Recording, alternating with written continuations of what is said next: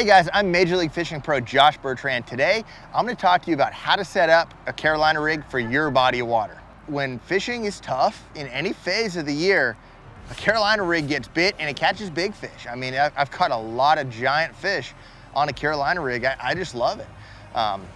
Does a couple things for you. You know, it gets those lazy fish to bite, but this was actually one of the, I could call it the original fish finder before electronics got so good, because the Carolina rig is so good at not only catching fish, but it also telegraphs what's on the bottom.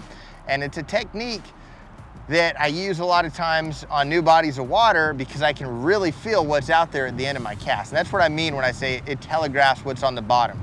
You know, if you're throwing a big tungsten weight and casting it out on top of that structure that you're fishing, you can feel the hard rocks, you can feel the soft grass, you can feel it coming through brush. It's a great way to not only catch fish, but also, you know, find the sweet spots on a specific area. One thing kind of stays constant for me, and it's the rod, reel, and the main line. The main line, I'm almost always throwing 15-pound trilene fluorocarbon, 100% fluorocarbon, 7/6 medium heavy rod from Abu Garcia, and a fast bait cast reel. This is an 8-to-1 Revo MGX. That's kind of my go-to for the rod, reel, and main line, but where I really start to make adjustments is on my weight, my leader, and of course the bait.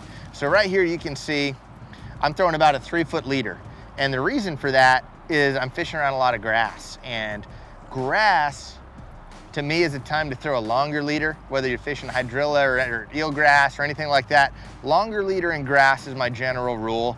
Shorter leader in rocks. If you're fishing in rocks and the fish are hearing that tungsten weight and a bead, I like to use a metal bead, they're feeling that weight come through the rocks, a lot of times that'll get their attention. And I like the bait to be really close, not really far behind. I mean, if that gets their, if the weight gets their attention and they're looking for a bait, I want it in their face now. I don't want it dragging 3 or 4 feet behind.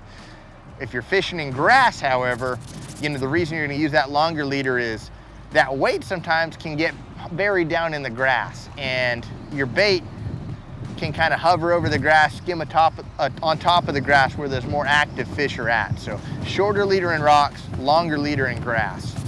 When it comes to your bait, you know, a lot of times I've thrown a big worm on it, but I think my favorite all-around Carolina rigging bait is gonna be some type of big creature bait. I really like a Power Hog from Berkeley, a 5-incher. That's kind of my bait when I'm on big fish waters down south, Texas, Alabama, Louisiana, even back home in Arizona. But a Carolina rig is a really good tool for smallmouth and even spotted bass at times. And when you're on a smallmouth body of water, a small craw, something like this 3-inch chigger craw from Berkeley is a dynamite way to catch them. So remember guys, Carolina rigging is a tool that works year round no matter where you're fishing. You just need to make sure you use the right setup at the right time. For more tips from Major League Fishing pros, make sure to go to majorleaguefishing.com.